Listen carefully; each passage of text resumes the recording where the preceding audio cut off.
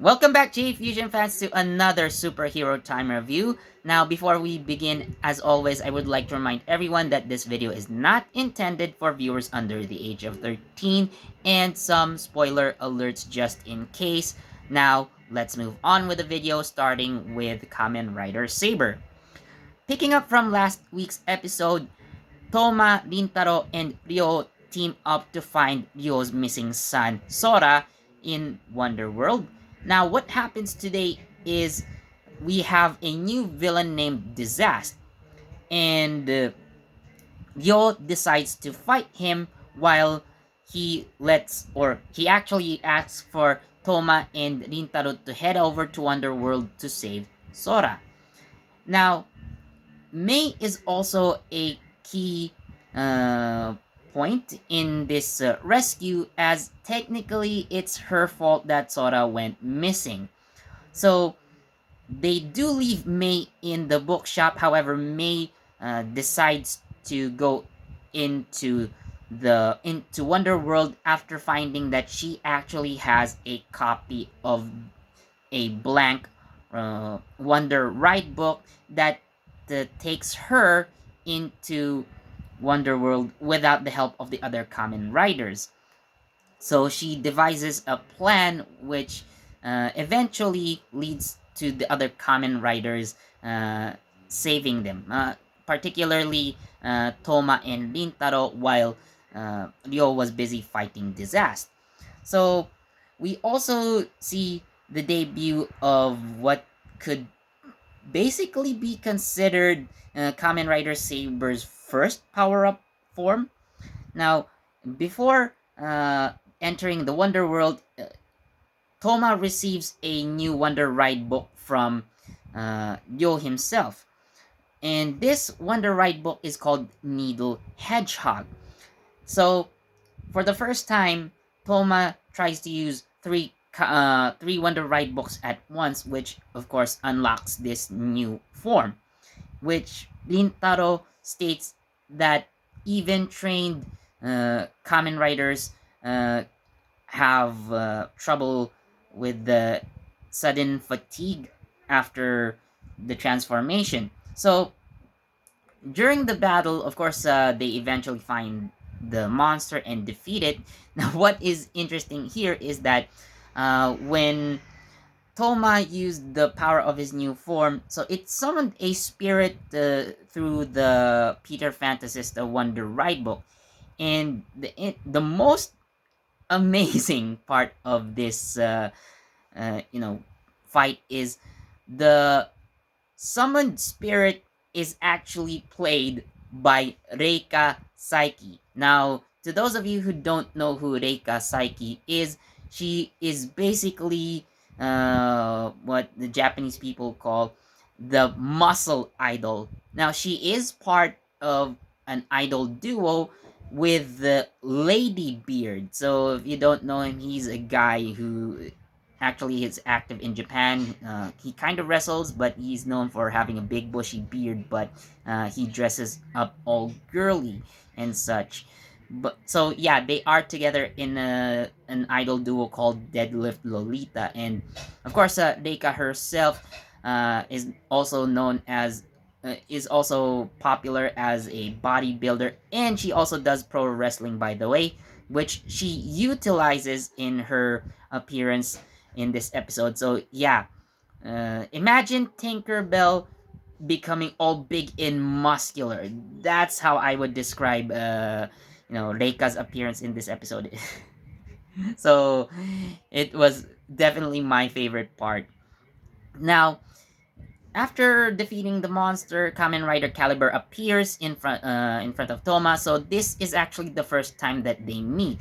Toma remembers Caliber in a dream, but yeah, this is their first actual meeting, at least after that incident a few years ago, which kind of happens rather, instead of just being dreams, they're actually memories. So they did meet before. So yeah, so they do meet again.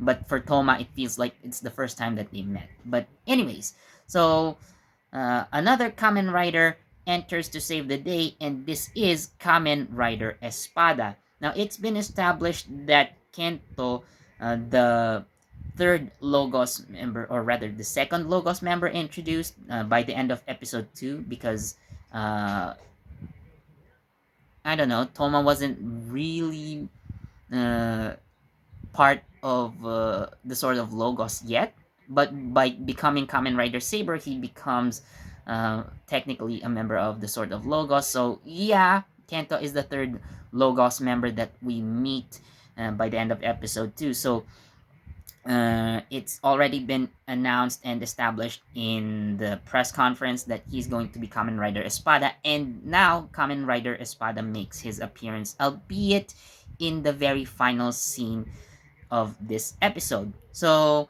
Kamen Rider Espada will actually be focused in the next episode. So, yeah, that's going to be for next week. So, overall, Kamen Rider Saber, I am going to give it a 5 out of 5. Just because of Reika Saiki's appearance. And it I think it was so amazing that I would want to see more of it. Like, I want to see Toma use the Peter Fantasista Wonder Ride book more often so that he can summon Reika and beat the hell out of the enemies. Would be amazing if he did that to Caliber.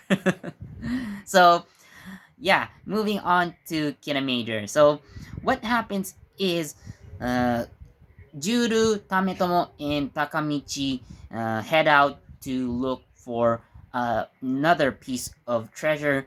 Now, their search leads them to a shrine where they meet a mysterious shrine maiden, and Tametomo takes notice of her. And I would describe the events that happened in this uh, expression. Look at that simp! So, yeah, basically, Kametomo bumbles around because of this shrine maiden, and of course, a lot of trouble ensues. Now, the key point of this episode is that, they find another piece of the Kanai stones, and we are basically in the power up arc. So by next week, probably the Kina Majors are going to get their power ups. So we are also introduced to a new villain in this episode. Another interesting point is that if you guys remember Dark Kirame Silver, who transformed using the Yodon Changer, the Yodon Changer makes its reappearance today. However, the twist is it's not Takamichi who uses it. So who is using this new Yodon changer? So watch out for it. So yeah, that's basically what Kina Major for today. Now the ending theme, by the way, so as part of the Kina Major Song Festival, so we do hear Juru's theme song. Now, as expected, this is a rather fun and cheerful tone of a theme song, considering that Juru is more upbeat, he is cheerful in general, so it does reflect his personality in his own theme. So I like it, but so far I do like Mabushina's character song better. Now, considering that other Kina majors will have their individual theme songs appear in the next few episodes, I'm going to see which Kina major member would have the best theme song. Probably even Professor Murio has his own theme song, PPAP, I guess. But we're going to have to find out. So for Kino Major, I'm going to give it actually a 5 out of 5. The introduction of the new villain is quite interesting, and I do believe this is going to be the reason that they will need their power ups by next week. So yeah, I'm also Looking forward to seeing the Grateful Phoenix, I believe. That's what it's called. So, the Kina Major power ups, yeah.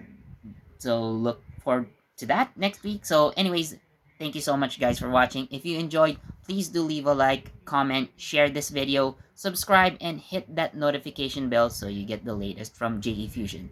This has been Philip, and I'll see you guys in the next Superhero Time Review. Bye.